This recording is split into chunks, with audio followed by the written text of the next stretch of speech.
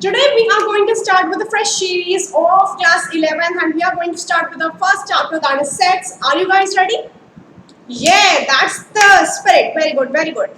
So this kind of energy you have to maintain till the end, guys. We are going to cover the entire sets in one go. Let's get started. Let's go. Sets. So first of all, as the name suggests, let's just discuss about the meaning of sets. Sets exactly होता क्या है? तो guys कुछ ऐसा समझ लो कि मान लो मैं बात कर रही हूँ यहाँ पर आपके स्कूल के बारे में, ठीक है। स्कूल में एक टीचर्स का कलेक्शन है ना। आपके पास सॉर्ट ऑफ टीचर्स होते हैं बहुत सारे, आपके पास स्टूडेंट्स भी होते हैं, आपके पास क्लासेस भी होती हैं। तो ये सारे जो मैंने सब डिविजन करे हैं एक स्कूल के अंदर, तो एक टीचर का सेट मैंने बना लिया, एक स्टूडेंट्स का सेट मैंने बना लिया, एक मैंने बना लिया क्लासेस का सेट। तो इसी तरीके से जब हम कलेक्शन ऑफ सिमिलर ऑब्जेक्ट्स की बात करें तो वो एक चीज बन जाती है जिसको हम बोलते हैं सेट, ठीक है। एक वेल डिफाइंड कलेक्शन होना चाहिए ऑब्जेक्ट्स का। जैसे यहाँ पे पहला एग्जांपल ले लिया हमने अल्फाबेट्स का, NZQR क्या है, अल्फाबेट्स है, तो इनका एक कलेक्शन सेट बन जाता है। अगर मैं बात करूँ रिवर्स ऑफ इंडिया की, तो ये सारे रिवर्स मिला के एक सेट बना देती है। वॉवल्स की बात करें AEIOU, तो ये भी एक सेट बन जाता है। और अगर आप बात करो क्रिकेटर की या फिर ऑथर्स की या एक्टर्स की, तो इन सब का भी हमें सिमिलर काइंड का सेट बना सकते हैं कि सारे सिमिलर काइंड के क्रिकेटर्स एक सेट में डाल दिए, या फिर एक कह लो कि सिर्फ इंडियन टीम के क्रिकेटर्स एक सेट में डाल दिए, तो ये भी एक सेट बन जाएगा। या फिर सिर्फ एक्टर्स और बॉलीवुड का एक सेट बना लो, या फिर एक्ट्रेस और बॉलीवुड का एक सेट बना लो। तो ऐसे जब हम collection of similar kind of objects की बात करें ना, तो वो चीज बन के आ रही है एक सेट। क्लियर है बच्चा सेट की डेफिनेशन? Very good. तो चलो अब आगे की टर्मिनोलॉजी समझते हैं।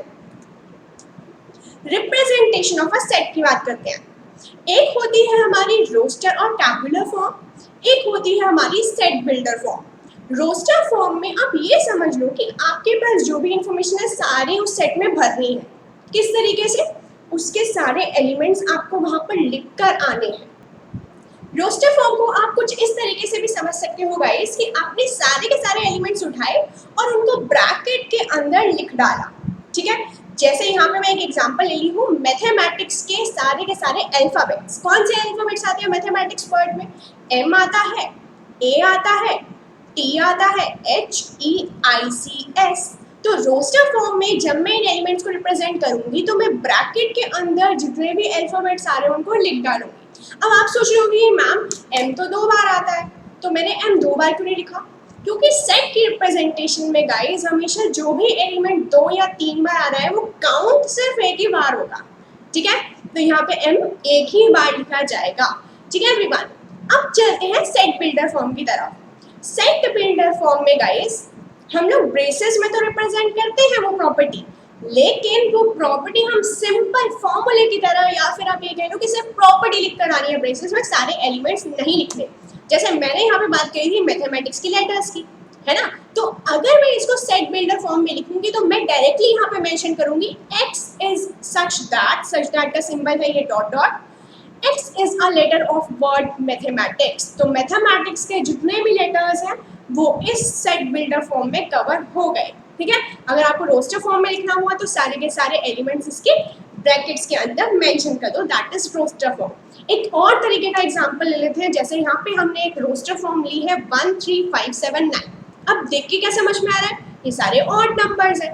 अब क्योंकि हम ये 9 तक ही लिख रहे हैं तो इसका मतलब है ये जो लिस्ट ऑफ ऑड नंबर्स है ये लेस देन कहाँ से है? 10 से लेस है। तो हमारी इसकी सेट बिल्डर फॉर्म हो जाएगी x मेरा ऐसा नंबर है, x is such that x is an odd natural number which is less than 10। कुछ इस तरीके से हम लोग इसे स्टैंडर्ड फॉर्म में लिख देंगे। क्लियर है बच्चे? तो सबसे पहले हम लोगों ने समझा कि सेट क्या होता है, कलेक्शन ऑफ ऑब्जेक्ट्स होता है। रिप्रेजेंट कैसे करते हैं? सेट को जनरली हम लोग रिप्रेजेंट करते हैं किसी भी कैपिटल लेटर से, A से, B से, X, Y कैपिटल लेटर्स, ठीक है। फिर हमने समझा roster form, set builder form. Roster form में आपको सारे एलिमेंट्स ब्रेसेस के अंदर लिख कर आने हैं। सेट बिल्डर फॉर्म में उनकी जो यूनिक आइडेंटिटी वो प्रोसेस करें वो लिख कर आ जाओ, ठीक है। अब आगे चलते हैं कुछ एग्जाम्पल की तरफ। तो यहाँ पर एक सेट दिया हुआ है जो है x is a positive integer and x square is also less than 40। अब इसको हमें रोस्टर फॉर्म में लिख कर आना, ठीक है। अब x पॉजिटिव इंटीजर है लेकिन x स्क्वायर जो है वो 40 से कम है, ठीक है। तो यहाँ पर पहले ये देखो कि कौन से स्क्वायर हैं जो 40 से कम होते हैं। एक 1 का स्क्वायर 1, 2 का स्क्वायर 4, 3 का स्क्वायर 9, ऐसे ही 16 आ गया, फिर 25 आ जाएगा, फिर आ जाएगा आपके पास 36, लेकिन जब मैं 7 स्क्वायर कर रही हूँ वो 49 बन रहा है, विच इज ग्रेटर देन 40, है ना। तो ये वाला हम लोग नहीं ले सकते, हमें सिर्फ और सिर्फ कहाँ तक कवर करने हैं, ये 6 स्क्वायर यानी कि 36 तक। तो जो मैं x का पॉजिटिव नंबर ले रही हूँ उसका x स्क्वायर तो मैंने जज कर लिया, लेकिन मुझे x पॉजिटिव नंबर लेना है ना, तो कौन सा नंबर है वो 1, 2, 3, 4, 5 एंड 6। और रोस्टर फॉर्म में क्या समझा था हम लोगों ने, ब्रेसेस के अंदर सारे नंबर्स लिख के आ जाओ। तो ब्रेसेस के अंदर you need to mention 1, 2, 3, 4, 5 and 6। Is that clear to everyone? हाँ, कुछ बच्चे सोच रहे होंगे इसमें -1 -2 भी तो आ सकता था, लेकिन बच्चा ये समझो यहाँ पे पॉजिटिव इंटीजर लिखा था। तो पॉजिटिव इंटीजर जब लिख रहे हैं तो +1 +2 +3 +4 +5 +6 है। तो ये कवर हो गई आपकी रोस्टर फॉर्म, ठीक है। तो आ जाओ गाइस, अब डिस्कस करते हैं कि टाइप्स ऑफ सेट्स कौन कौन से हो सकते हैं हमारे, ठीक है। तो सबसे पहला स्टेप होता है हमारा सेट का, जो कि है एम्प्टी सेट। अरे एम्प्टी है तो फिर सेट कैसे बन जाएगा, ऐसे कैसे बन जाएगा सेट? चलो देख लेते हैं फिर। एम्प्टी सेट मतलब जिसमें आपका कोई भी एलिमेंट नहीं आ रहा है। जैसे यहाँ पर मैंने एक एग्जांपल लिया है, B is a set such that X is taken, X is a student presently studying in both class 10th and 11th। जरा सोचो, क्या ऐसा कभी पॉसिबल है कि आप या आपका कोई फ्रेंड 10th में भी पढ़ रहा हो और 11th में भी पढ़ रहा हो? मतलब जब तक रिजल्ट नहीं आता है तो ऐसे मत सोचो कि रिजल्ट नहीं आया तो 10th में ही हूँ अभी। नहीं नहीं नहीं नहीं, मतलब टू बी वेरी जनरल, आप ऐसे किसी 2 क्लासेस में इकट्ठे पढ़ सकते हो क्या? बिल्कुल भी नहीं, है ना। ऐसे ही मैंने बोल दिया कोई स्टूडेंट पढ़ रहा है 6th क्लास में भी, at the same time is also studying in 11th standard too, तो ये भी एक सेट नहीं होगा। तो इसमें नंबर ऑफ एलिमेंट्स कितने आए? ऐसे तो कोई सेट पॉसिबल ही नहीं है ना। तो इसमें एलिमेंट्स क्या आ जाएंगे? 0। ऐसे आपको 0 मेंशन नहीं करके आना है सेट के अंदर गाइस। इसकी रिप्रेजेंटेशन की जाती है ऐसे खाली ब्रैकेट से, ठीक है, खाली ब्रैकेट से, या फिर आप ये कह लो 5 से, जिसको हम नल सेट भी बोलते हैं। तो जिस सेट में कोई भी एलिमेंट ना हो वो सेट हो जाएगा हमारा एम्प्टी सेट, ठीक है। एक टर्म होती है हमारी कार्डिनैलिटी ऑफ अ सेट की। कार्डिनैलिटी बच्चा ये होता है कि कितने एलिमेंट्स प्रेजेंट हो रहे हैं उस सेट के अंदर, ठीक है। जैसे इस सेट में तो कोई भी एलिमेंट नहीं है, तो इसकी कार्डिनैलिटी कितनी हो जाएगी? 0। Absolutely correct. तो चलो नेक्स्ट सेट पढ़ते हैं आप। नेक्स्ट सेट होता है हमारा finite and infinite set. Word से ही समझ में आ जाएगा कि इस सेट में कैसे होंगे, है ना। जैसे एक एग्जांपल ले लिया मैंने, ए सेट बनाया ABCDEG, तो यहाँ पे कितने एलिमेंट्स आ रहे हैं? 1 2 3 4 5 6, तो इसी कार्डिनैलिटी कितनी हो गई? 6। लिमिटेड नंबर्स आ रहे हैं, लिमिटेड एलिमेंट्स आ रहे हैं, है ना। ऐसे ही मैंने एक सेट लिया नेचुरल नंबर्स का सेट, जो कि मैंने स्टार्ट करा 1 2 3 एंड सो ऑन सेट। अब ये खत्म ही नहीं होके दे रहा भाई, नेचुरल नंबर्स मुझे पता ही नहीं है कहाँ पे खत्म हो रहे हैं, आपको पता है? अरे कैसे पता होगा? तो एक नेचुरल नंबर्स का जब मैं सेट की बात कर रही हूँ तो वो हो जाएगा मेरा इनफाइनाइट सेट, जो कि कभी भी एंड नहीं होगा। तो as the name is suggesting you people, finite set in which the elements are going to be limited, in which we can count on the number of elements, whereas infinite set is going to be that one जिसके elements count किए नहीं जा सकते, ठीक है। Wonderful. आ जाओ अब दूसरे एग्जाम्पल की तरफ पे, इक्वल सेट का एग्जाम्पल। इक्वल सेट है मतलब एलिमेंट्स इक्वल होंगे, है ना, सेम एलिमेंट्स होंगे। तो ये समझ लो, एक सेट लिया आपने 1 2 3 4 का, एक सेट लिया आपने B का 3 1 4 4 1 2। अरे ये कैसे इक्वल हो सकते हैं? इसमें तो 4 एलिमेंट है, इसमें तो मुझे 6 एलिमेंट दिख रहे हैं। अरे बाप रे, ये इन्होंने इक्वल सेट कैसे लिख दिया? ये इक्वल सेट ऐसे होगा गाइस, क्योंकि यहाँ पर जो 1 2 3 4 नंबर है, यहाँ पर B सेट में भी तो वही नंबर्स है ना सेम। चाहे आप 4 को 2 टाइम्स लिख लो, एलिमेंट्स तो आपके वही डिफाइंड रहे ना, 1 2 3 4। तो these are known as your equal sets. Clear है बच्चे? Very good. कुछ इस तरीके से भी बोला जाता है कि the number of elements of a when are exactly equal to the number of elements of B exactly same, तब हम बोलेंगे these sets are going to be equal। ठीक है, वंडरफुल। अब इक्वल सेट के साथ साथ एक और सेट आता है हमारे पास, that is equivalent set guys. Equivalent set guys वो सेट होता है जब हम दो सेट ऐसे उठाएं जिनकी कार्डिनैलिटी बिल्कुल हो जाए सेम। कार्डिनैलिटी क्या बताया था? नंबर ऑफ एलिमेंट्स, है ना। तो मैंने अगर एक सेट ले लिया, इसमें डाल दिया ए बी सी, एक दूसरा सेट ले लिया, डाल दिया उसमें 1 2 3, कार्डिनैलिटी क्या है? नंबर ऑफ एलिमेंट्स कितने हैं दोनों सेट में? 3 है। तो ये टाइप के हो जाते हैं सेट हमारे इक्विवेलेंट सेट। क्लियर है एवरीवन? वंडरफुल। चलते हैं नेक्स्ट सेट की तरफ, वो है हमारा सबसेट। ये one of the most important topic हो जाता है क्योंकि आगे का चैप्टर इसी से ही बनेगा। ठीक है, सबसेट। अब एक मैंने सेट लिया ए, दैट इज 1 2 3 4। एक मैंने सेट लिया B which is whole numbers का set starting from 0 1 2 3 4 and so on, never ending. अब ध्यान से देखो, ये जो बी वाला सेट है ये तो बहुत बड़ा है, अरे बाप रे। ये जो ए वाला सेट है इसमें 4 ही एलिमेंट है ना। तो क्या ये चारों एलिमेंट हमारे बी सेट में नहीं आ रहे? बिल्कुल आ रहे हैं। ये देखो यहाँ पे अगर 4 लिख दिया जाता तो ये 1 2 3 4 चारों के चारों एलिमेंट्स कहाँ पे आ जाते? बिल्कुल एग्जैक्टली इक्वल हो जाते ए सेट के। तो क्या मैं ये नहीं कह सकती कि जो मेरा ए सेट है वो बी सेट के अंदर से ही निकला है ना। तो ऐसी रिप्रेजेंटेशन को बोलते हैं सबसेट। जो बड़े वाले सेट में से हम एक छोटे वाला सेट एक्सट्रैक्ट कर लें, that is known as a subset. ठीक है, तो A is here called as a subset of B. Moreover, इसकी जो स्टैंडर्ड डेफिनेशन हो जाती है वो कुछ इस तरीके से होती है, a set which contains all the elements of a set in another set। जैसे ए के सारे एलिमेंट्स किस एलिमेंट में से निकले थे? किस सेट में से निकला था? बी सेट में से। तो इसको बोल देंगे A is a subset of B. Clear है? अब चलते हैं हमारे पावर सेट की तरफ। पावर सेट एक ऐसा सेट है जो सबसे महाबलशाली वाला सेट है। महाबलशाली क्यों कहते हैं इसको?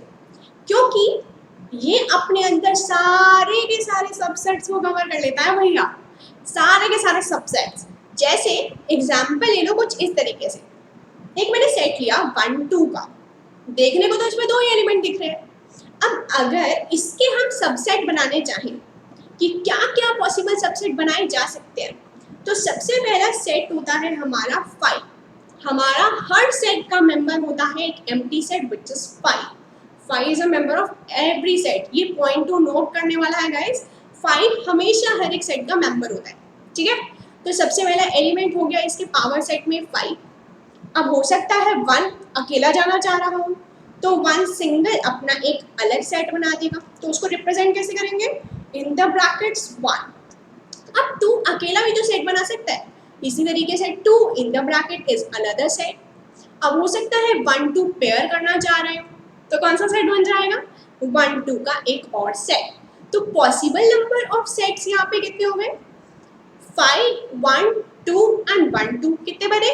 4। इसका एक जनरल फॉर्मूला भी होता है कि number of elements in a power set हमेशा ही हो जाते हैं 2 टू द पावर m के equal guys. Point two focus, ये पॉइंट आपका जनरली 1 मार्क के क्वेश्चन में भी आसानी से पूछ लिया जाता है। क्या? कि number of elements in a power set is defined by 2 to the power m। जैसे यहाँ पर केवल 2 ही एलिमेंट्स थे, तो इसके कितने सबसेट बन जाएंगे? यानी कि पावर सेट में कितने एलिमेंट्स आएंगे? 2 स्क्वायर। नंबर ऑफ एलिमेंट्स 2 थे ना, तो 2 स्क्वायर यानी कि 4 आ रहे थे, 1 2 3 4। तो power set done.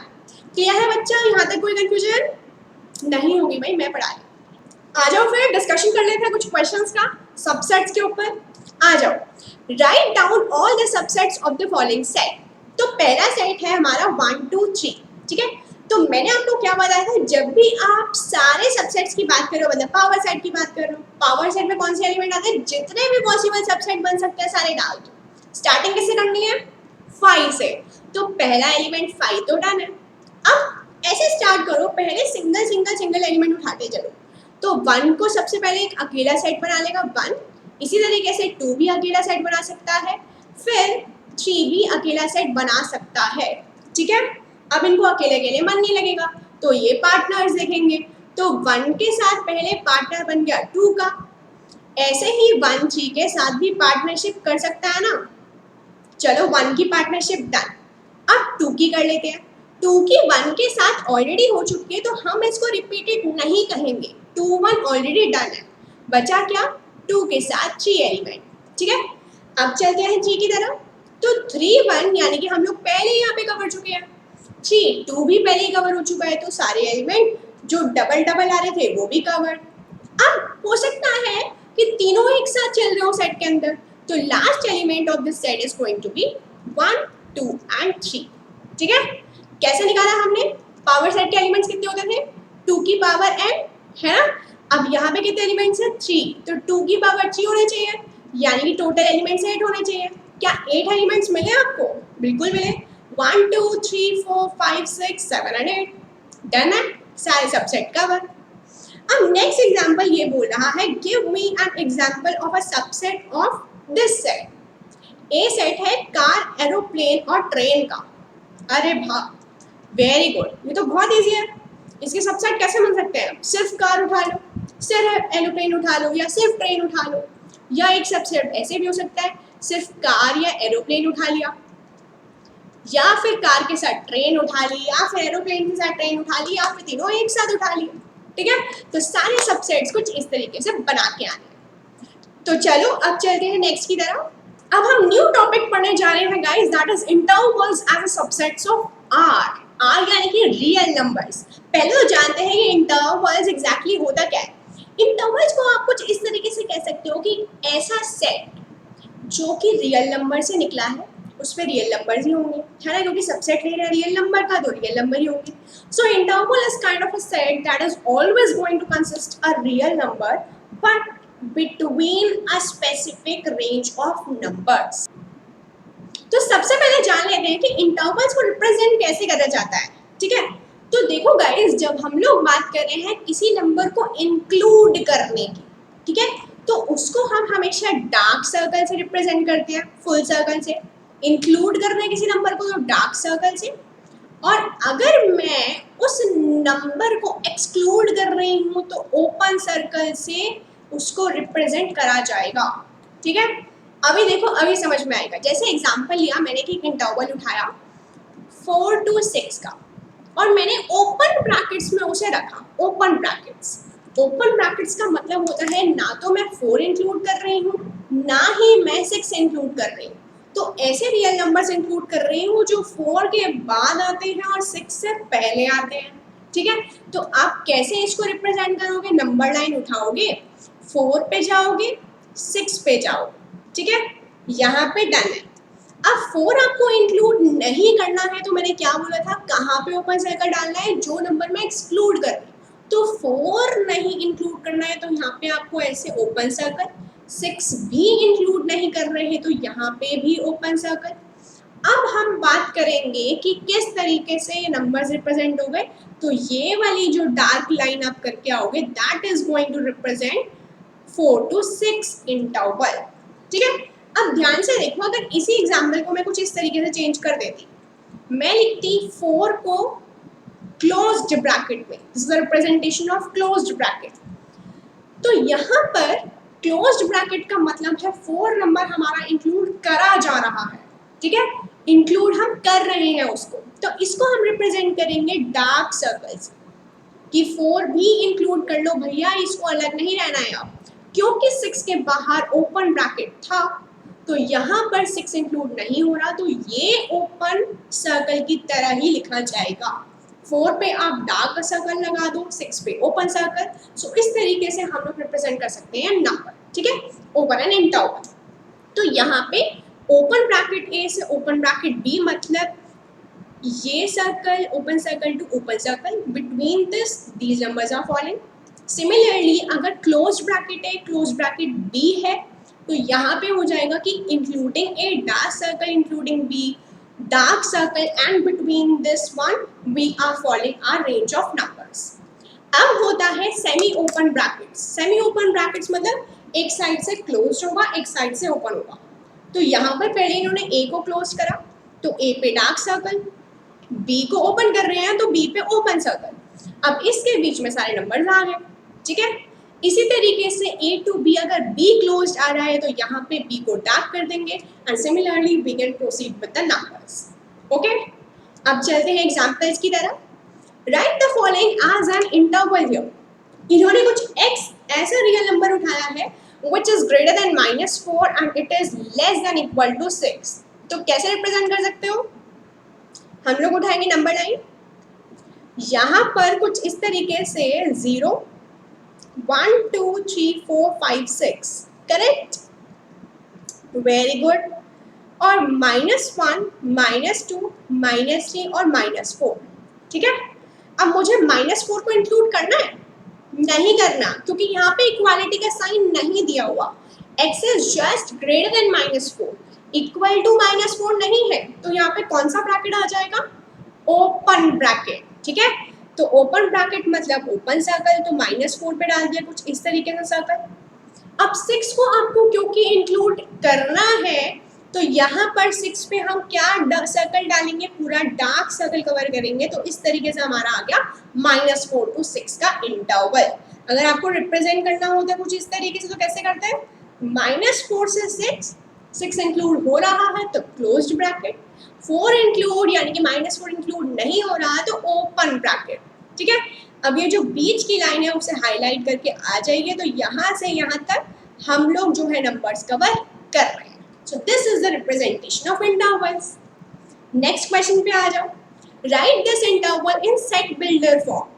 Set builder form कुछ इस तरीके से दिखेगी कि my x is such that x belongs to R where x is greater than 6 but less than 12.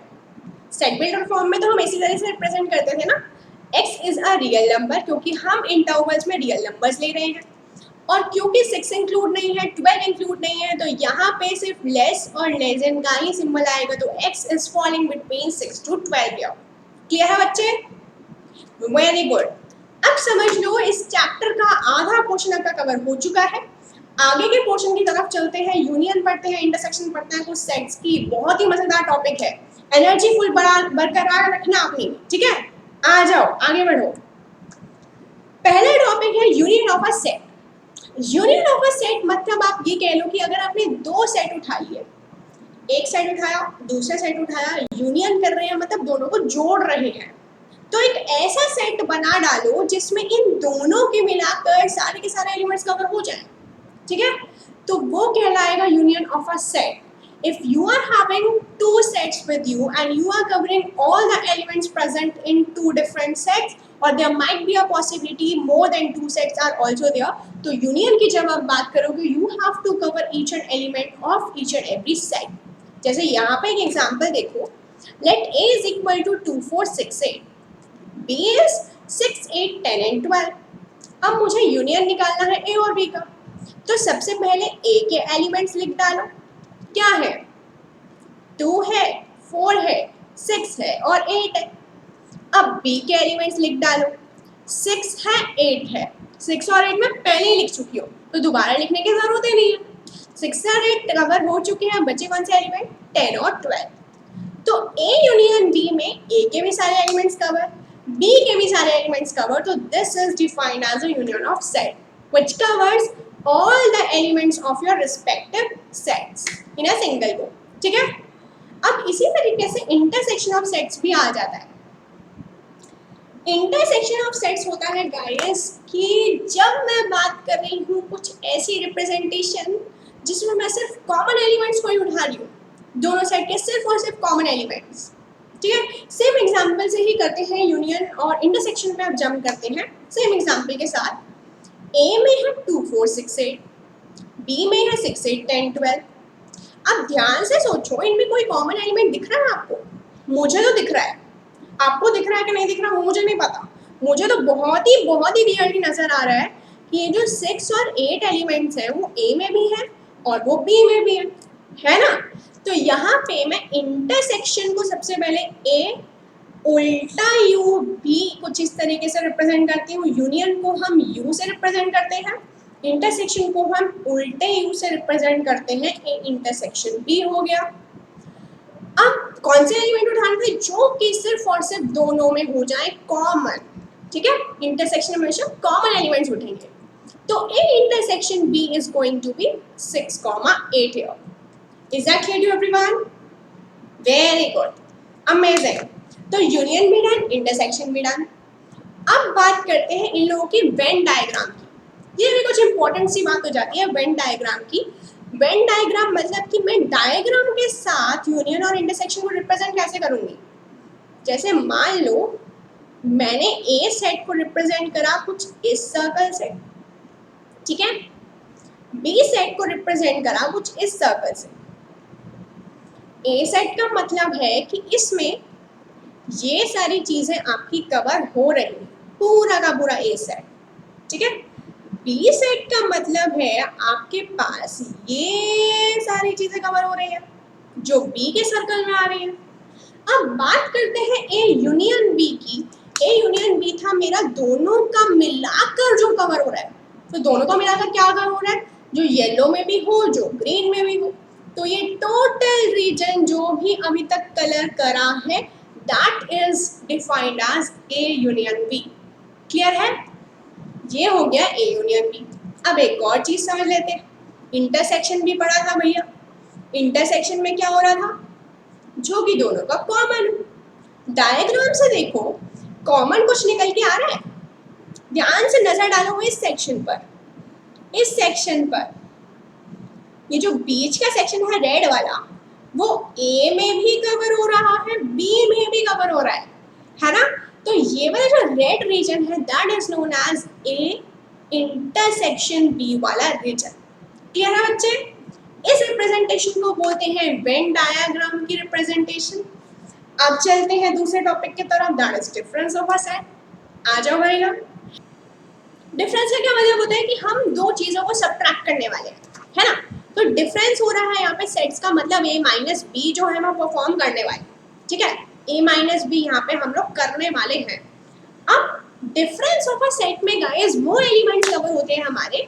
अगर मैं ए माइनस बी की बात करूं तो जो एलिमेंट्स ए में तो है but they are not a member of B set, ठीक है। The elements which are a element of your set number A but are not a member of your B set that we are going to cover in A minus B.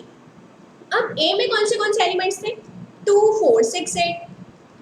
B में कौन से elements थे, 6, 8, 10, 12, है ना। तो अगर मैं इनके एलिमेंट्स की बात करूं तो ऐसा कौन सा एलिमेंट है जो सिर्फ और सिर्फ A में है B में नहीं है। अब ध्यान से देखो 6 और 8 तो दो एलिमेंट्स ऐसे हैं जो बी में भी है और ए में भी है।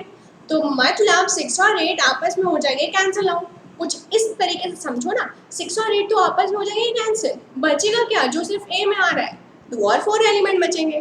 तो जब मैं difference of set A minus B लिखूंगी तो उसकी रिप्रेजेंटेशन हो जाएगी 2,4 के इक्वल।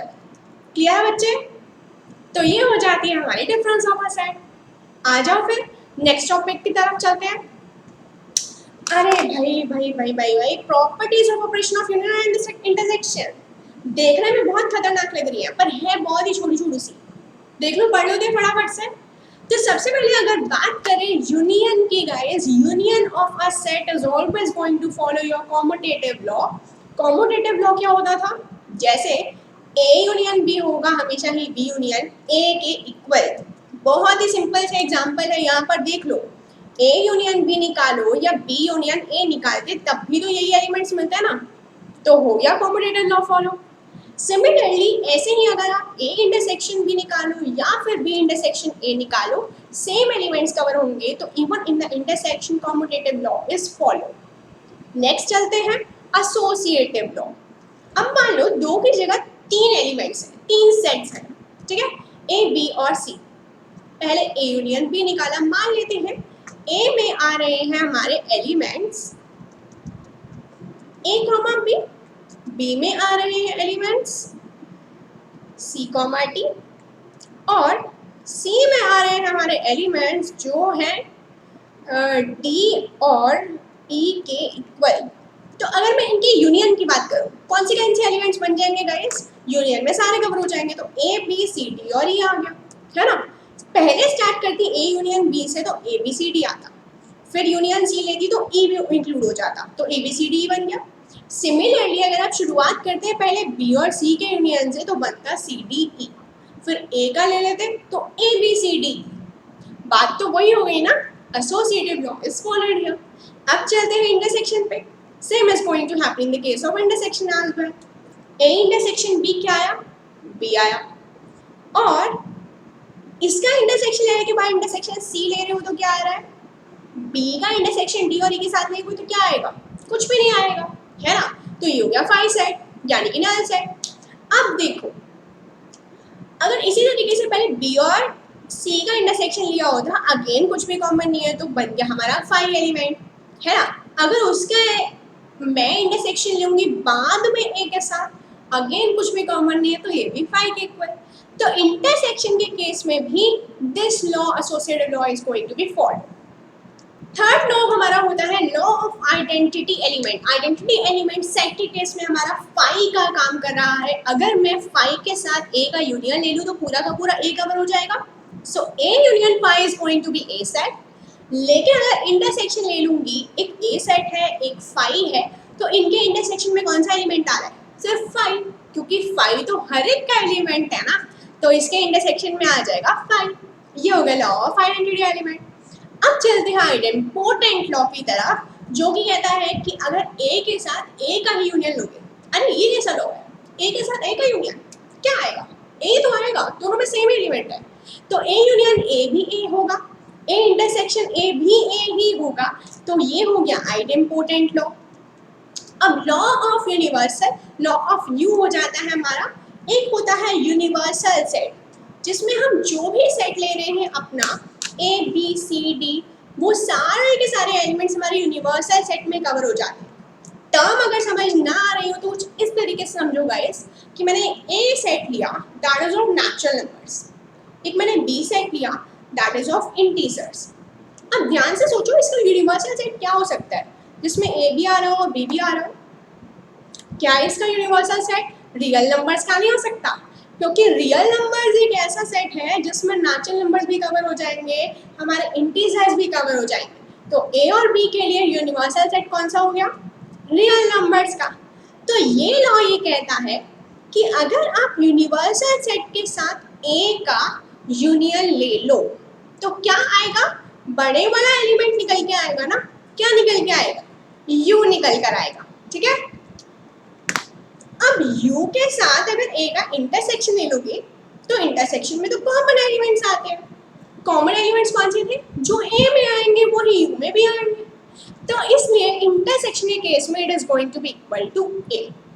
क्या है, एक होता है हमारा distributive law guys, which you can say that a intersection b union c, पहले b यूनियन c लिया है फिर उसका इंटरसेक्शन ले रहे हैं a के साथ, तो ये इक्वल होता है हमेशा ही A इंटरसेक्शन B फिर यूनियन A इंटरसेक्शन C के इक्वल, ठीक है everyone. Alright, this is known as distributive law of your sets. तो हमने ये कुछ प्रॉपर्टीज और ऑपरेशंस पढ़ लिए हैं। अपने यूनियन और इंटरसेक्शन पे आप कुछ और देख लेते हैं क्या क्या क्वेश्चंस आ सकते हैं, चलो देख लिया जाए। क्वेश्चन है if A is equal to this set, B is equal to this set, C is equal to this and D is equal to this, find A intersection B। पहला है A intersection B, तो A में है 3 5 7 9 11, B में है this element. ध्यान से देखो कॉमन यानी कि इंटरसेक्शन में कौन से एलिमेंट आ जाएंगे, जो A में भी हो और B में भी हो। आई गेस 7 9 और 11, बिल्कुल सही। तो 7 9 and 11 are going to be a part of A intersection B here। Next पे चलते हैं, A intersection B union C, पहले ब्रैकेट, तो B यूनियन C यहाँ पे मेरा बन रहा है क्या, पहले B के एलिमेंट्स लिख डालो फिर C के एलिमेंट्स भी लिख डालो। 11 लिख लिया है, 30 लिख लिया है, बचा है 50, तो B यूनियन C हो गया ये। अब A के साथ इसका ले लो इंटरसेक्शन, तो ए में है 3, 5, 7, 9 और 11। तो जब मैं इसका इंटरसेक्शन ले लूंगी ए के साथ, तो 3, 5, 7, 9, 11, 3, 5, 7, 9, 11 और इसका इंटरसेक्शन हो जाएगा इसके साथ, जो कि कॉमन एलिमेंट्स आ रहे हैं। कॉमन एलिमेंट्स कौन से हैं? 7, 9 और 11, जो कि दोनों में है। तो इसका आंसर भी 7, 9, 11 हो गया। चलते हैं नेक्स्ट क्वेश्चन पर। A union B intersection D. सबसे पहले बी इंटरसेक्शन डी निकालते हैं। कॉमन एलिमेंट्स हो बी एंड डी ना। तो बी में है 7, 9, 11, 13, इसमें है 15 और 17। क्या कोई कॉमन एलिमेंट है यहाँ पर? बिल्कुल भी नहीं है। तो ये तो हो गया बिल्कुल एलिमेंट यानी कि नल सेट, है ना, कोई भी एलिमेंट कॉमन है ही नहीं। अब बात करते हैं इसका ए के साथ यूनियन। तो जब मैं इसका यूनियन ले लूंगी एक ऐसे सेट के साथ जो कि 3, 5, 7, 9, 11 के इक्वल है, तो क्या एलिमेंट मिल जाएंगे? ध्यान से देखो, यहाँ पे था ना ए यूनियन 5, जब आप लेते हो तो पूरा का पूरा ए सेट निकल कर आता है। तो इसका अगर ए और 5 का यूनियन ले रही हूँ तो क्या सेट निकल कर आएगा? ए, which is 3, 5, 7, 9 and 11. Any queries? नहीं है? बहुत ही बढ़िया। आ जाओ फिर चलते हैं नेक्स्ट क्वेश्चन। गाइस, अब चलते हैं अपने कुछ न्यू टर्मिनोलॉजीज की तरफ, कुछ न्यू सीखते हैं सेट के कॉन्सेप्ट में। वो है हमारा कॉम्प्लीमेंट ऑफ अ सेट का क्वेश्चन। ठीक है, कॉम्प्लीमेंट आप कुछ इस तरीके से कह सकते हो कि ए में जो चीज है वो कॉम्प्लीमेंट ऑफ ए में नहीं होनी चाहिए। ठीक है, जैसे ए में अगर मैंने लिख दिया 1, 2, 3, 4, तो कॉम्प्लीमेंट में ये एलिमेंट ना होकर के जो यूनिवर्सल सेट में बाकी एलिमेंट्स होंगे सारे के सारे कवर हो जाएंगे। ठीक है, मैंने एक सेट उठाया नेचुरल नंबर्स का, यूनिवर्सल सेट उठाया कौन सा? रियल नंबर्स का। तो अगर मैंने ए में डाल दिया 1, 2, 3, 4, यूनिवर्सल सेट में थे रियल नंबर्स, तो ए डैश यानी कि कॉम्प्लीमेंट ऑफ ए में कौन से एलिमेंट्स आ जाएंगे? वो एलिमेंट्स जो कि ए में नहीं है बट यूनिवर्सल सेट में है। Those elements of X which belong to universal set but they are not belonging to the set number A. कौन से एलिमेंट आ गए? 1, 2, 3, 4 को छोड़ के बाकी सारे रियल नंबर्स कवर कर दो। That are going to be the part of complement set. ठीक है, या फिर कुछ इस तरीके से भी लिख सकते हो A dash which is complement of A is equal to U minus A के इक्वल। ठीक है, ऑलराइट देन। अब देखो यहाँ पे इन्होंने एक यूनिवर्सल टेस्ट सेट डिफाइन कर दिया, 1, 2, 3, 4, 5, 6, 7, 8, 9, 10। ए सेट भी डिफाइन कर दिया ऑड नंबर्स वाला 1, 3, 5, 7, 9। अगर कॉम्प्लीमेंट ए की बात करोगे तो क्या आएगा? ए डैश में वो एलिमेंट आएंगे जो कि यू में है, ए में नहीं है। तो यू में से ए को माइनस करो, कौन से एलिमेंट बच गए? 1 को छोड़ो, 3 को छोड़ो, 5 को छोड़ो, 7 को छोड़ो, 9 को छोड़ो, बचे कौन से? 2, 4, 6, 8 and 10. So these are a members of your complement of set. तो ऐसे एलिमेंट्स जो कि यूनिवर्सल सेट में है बट ए में नहीं है वो हो जाएंगे कॉम्प्लीमेंट ऑफ सेट ए के अंदर। ठीक है, अब चलते हैं डिसजॉइंट ऑफ अ सेट की तरफ। अरे डिसजॉइंट मतलब जॉइंट तो कर रहे हैं पर बिल्कुल अलग तरीके से कर रहे हैं, है ना। डिसजॉइंट है, एकदम एक दूसरे से अलग हो जाएंगे। जैसे एक सेट उठाया ए ई आई ओ यू का, एक उठाया सी डी एफ का, तो कुछ इसमें ऐसा कुछ कॉमन सा दिख रहा है आप लोगों को। एक है वोवेल्स का सेट और एक है कॉन्सोनेंट्स का सेट, है ना, बिल्कुल अलग अलग सेट दोनों। तो ऐसे सेट जिसमें कुछ भी प्रॉपर्टी कॉमन ना हो, एकदम दूसरे से अलग अलग हो, these sets are known as disjoint of a set. In mathematical language, you can simply say disjoint of a sets are known as those kind of sets which have no element in common. ठीक है, so इनमें कुछ element common नहीं है, so these sets are known as disjoint sets. ठीक है, अब चलते हैं गाइस अपने सेट चैप्टर की सबसे इम्पोर्टेंट टॉपिक्स यानी सबसे इम्पोर्टेंट प्रॉपर्टीज की तरफ, जो कि कॉम्प्लीमेंट ऑफ सेट्स को मिलाकर बनी है। और पूरा का पूरा डे मॉर्गन्स लॉ जो है, जो कि बहुत ही स्टैंडर्ड सा लॉ है, इस ही कॉम्प्लीमेंट सेट्स की प्रॉपर्टी के बेसिस पे बना है। देखो कैसे। कॉम्प्लीमेंट लॉ कुछ इस तरीके से, हमने कॉम्प्लीमेंट तो पढ़ लिया, ए डैश मतलब जो कि यूनिवर्सल सेट में है लेकिन ए में नहीं है। अब पहला लॉ पढ़ते हैं कॉम्प्लीमेंट लॉ। कॉम्प्लीमेंट लॉ में जब हम यूनियन ले रहे हैं एक सेट ए का और एक ए डैश का, ठीक है, यूनियन ले रहे हैं, एक ए सेट है मान लो 1 2 3 4 का, ए डैश में कौन से एलिमेंट आएंगे 1 2 3 4 को छोड़कर सारे। लेकिन अगर आप इनका यूनियन ले लोगे, यूनियन दोनों को जोड़ दोगे तो 1 2 3 4 भी कवर हो गया, बाकी एलिमेंट्स भी कवर हो गए, इंटायर सेट क्या बना, हमारा यूनिवर्सल सेट आया। तो ए यूनियन ए डैश हो जाता है यू के इक्वल। अब चलते हैं इंटरसेक्शन की तरफ। ए है 1 2 3 4, ए डैश है 1 2 3 4 को छोड़ के बाकी सारे एलिमेंट। जब आप इनका इंटरसेक्शन लोगे कुछ कॉमन एलिमेंट निकालना चाहोगे, निकलेगा? मेरे से तो नहीं निकल पा रहा, मुझे दिख ही नहीं रहा। एक में 1 2 3 4 है, एक में 5 6 7 8 9 अलग ही रियल नंबर्स चल रहे हैं, तो कुछ कॉमन तो आ ही नहीं रहा। तो इनका इंटरसेक्शन जो होता है ए इंटरसेक्शन ए डैश हो जाता है 5 के इक्वल, ठीक है, नल सेट।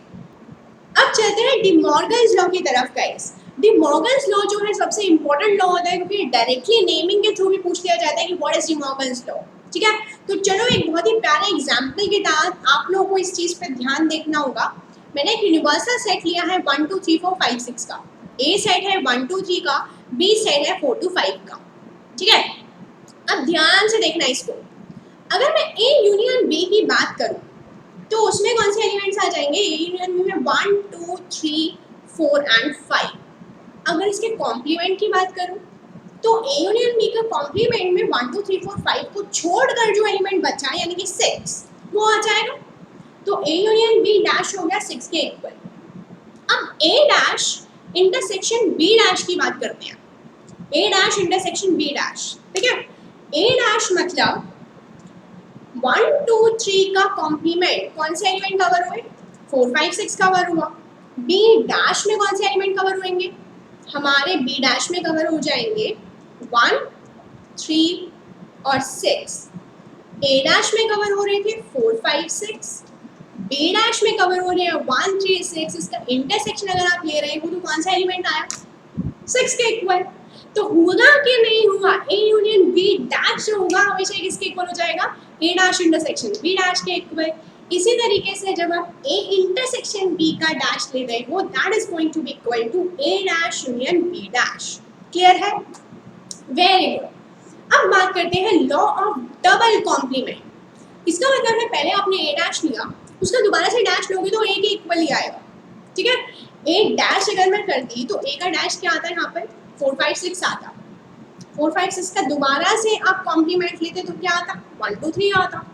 तो ए डैश का डैश हो जाएगा exactly equal to A set और law of empty set and universal set हो जाता है 5 का कॉम्प्लीमेंट यू के इक्वल, यू का कॉम्प्लीमेंट 5 के इक्वल, ठीक है।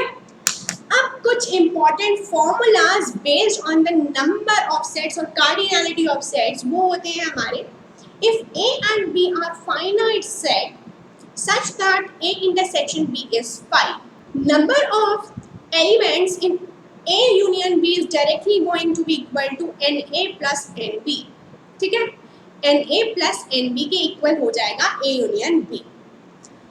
अगर A intersection B 5 के इक्वल नहीं आता है, ठीक है, मतलब कोई ना कोई एलिमेंट हमें मिल रहा है कॉमन, तब क्या हो जाएगा, the number of elements in A union B is going to be equal to number of elements in A plus number of elements in B minus the number of elements in A intersection B। Direct formula है, ध्यान देना इस फॉर्मूले पे क्योंकि आगे के जो क्वेश्चन है इसी फॉर्मूले पे बेस्ड होने वाले हैं। चलो देख लो फिर आ जाओ गाइस। पहला क्वेश्चन, कुछ प्रूव करना है हमें। यहाँ पर U दिया हुआ है, A सेट है, B सेट है, हमें दिखाना है पहले ये निकालो फिर शो करना है दिस डी मॉर्गन्स लॉ। चलो प्रूव कर लेते हैं अभी। देखो ध्यान से, अगर मैं ए सेट उठाऊं सबसे पहले, ठीक है, तो ए है 2 3, बी है 3 4 5। ए यूनियन बी क्या हो जाएगा everyone, this is going to be union of the two set जिसमें सारे ए के एलिमेंट्स देन बी के एलिमेंट्स कवर हो जाएंगे। तो ए यूनियन बी हो गया ये। अगर इसके कॉम्प्लीमेंट की बात कर दूं अब तो क्या हो जाएगा, 2 3 4 5 को छोड़कर जो यूनिवर्सल सेट में एलिमेंट्स कवर हो रहे हैं दैट इज 1 and 6। तो ये हो जाएगा 1 और 6 के इक्वल। क्लियर? तो ए यूनियन बी डैश हम लोग लेफ्ट हैंड साइड कैलकुलेट कर चुके हैं। अब चलते हैं A intersection A dash intersection B dash की तरफ। तो सबसे पहले अगर ए डैश उठाएं तो वो क्या आएगा, 2 और 3 को छोड़कर बाकी कौन से एलिमेंट्स हैं, 1 3 नहीं 3 को छोड़ना है सॉरी, तो 1 फिर आ जाएगा आपके पास 4 5 and 6। अब बी डैश 3 4 5 को छोड़ करके बाकी एलिमेंट्स कौन से हैं, 1 2 और 6। अगर मैं इनके इंटरसेक्शन की बात करूं तो कौन से एलिमेंट आ रहे हैं कॉमन, 1 और 6। तो हुआ कि नहीं हुआ गाइस, हुआ कि नहीं हुआ, मेरा तो हो गया। ए यूनियन बी का डैश आ रहा है 1 6 के equal, A dash intersection B dash आ रहा है 1 6 के इक्वल, तो both are exactly equal to each other. तो ये हो गई हमारे डी मॉर्गन्स लॉ प्रूव। ठीक है, अब एप्लीकेशन करते हैं नेक्स्ट क्वेश्चन की। If X and Y are two sets such that X union Y has 50 elements, मतलब number of elements in x union y is 50, number of elements in x is 28, number of elements in y is 32. Remember the identity that was explaining you with me, the combination of x union y was equal to number of elements in x plus number of elements in y minus the number of elements in x intersection y। ठीक है, तो x union y में कितने elements हैं, 50, x में है 28, y में है 32, इंटरसेक्शन में कितने आ जाएंगे, ये निकालना है, क्वेश्चन में यही तो निकालने को बोला है, कर दो फिर। तो ये बन गया हमारा 50, ये बन जाएगा हमारा 60 के इक्वल, तो 50 minus 60 is equal to minus of number of elements of x intersection y, minus 10 आ रहा है x इंटरसेक्शन y के एलिमेंट्स, तो 10 number of elements are going to be there in x intersection y।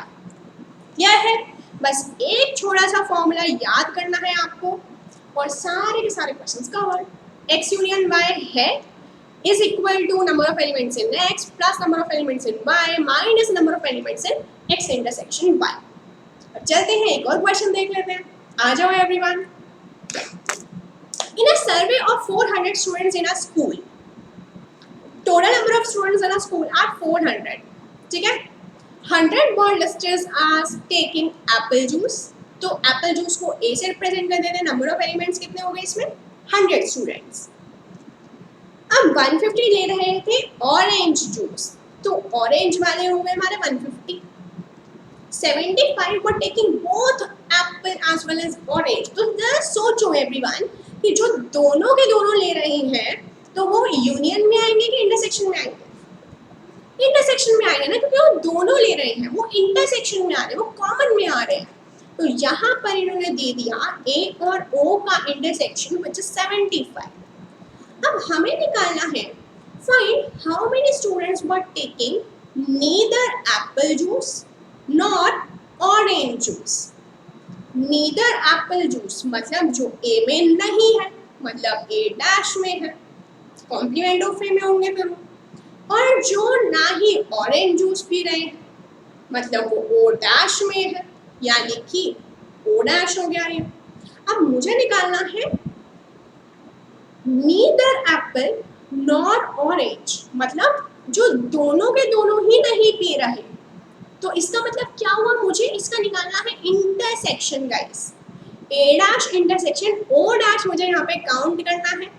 तो according to de Morgan's law ये किसके इक्वल होता था, सोचो, A dash intersection B dash किसके इक्वल होता था, A यूनियन B का होल डैश, यस और नो।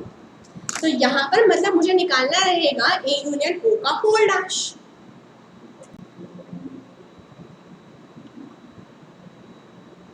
अब जरा फोकस करते हैं अपने प्रॉपर्टी की तरफ पे। हमारे पास प्रॉपर्टी होती है A यूनियन O निकालने की, है ना, इसकी कार्डिनैलिटी हो जाती है Na plus NO minus NA intersection O की। तो यहाँ पे ए यूनियन ओ निकाला जा सकता है बहुत आसानी से। कैसे? Na हो गया 100, NO हो गया 150 और ये हो गया -75। तो ये आ रहा है मेरे पास 250 - 75 which is equal to 175। A union O निकल गया है। मुझे निकालना क्या है? ए यूनियन ओ का कॉम्प्लीमेंट, मतलब ए यूनियन ओ में जो नहीं है। तो एन ए यूनियन ओ के कॉम्प्लीमेंट में कितने एलिमेंट्स आ जाएंगे? टोटल नंबर ऑफ स्टूडेंट्स थे स्कूल में 400, जिसमें से 175 जो है कोई ना कोई चूज तो ले रहे हैं, है ना? तो इसके कॉम्प्लीमेंट में कितने एलिमेंट्स आ जाएंगे? Total number of students minus the number of students that are comprising between apple and orange juice 400 minus 175। तो ये आ जाएगा आपका 225 के इक्वल। मतलब ऐसे कौन से नंबर ऑफ स्टूडेंट्स हैं जो कि ना ही एप्पल जूस ले रहे हैं ना ही ऑरेंज जूस ले रहे हैं, मतलब cardinality of A dash intersection O dash, ये हो जाएगा that number of students are 225 in total. ठीक है, था ना क्वेश्चन आसान? बस क्वेश्चन की लैंग्वेज के अकॉर्डिंग चलते जाओ और क्वेश्चन अपने आप आसान हो जाएगा। या फिर आप ये समझ लो स्वाति मैम के साथ चलते जाओ और मैथ्स अपने आप आसान होती जाएगी, है ना? Alright, so here we are done with the completion of the chapter number 6 here. I hope I have covered majority of the topics in this video. I will try to improve my qualities for the further videos as well. और अभी तक आप लोगों ने जितना साथ दिया है ऐसे ही आप लोग साथ बना के चलिएगा guys. Subscribe, like and share this video with all of your friends so that I can get a number of good views and subscribers. ठीक है? तो guys, thank you so much for watching out this video. Have a great day ahead. Bye bye.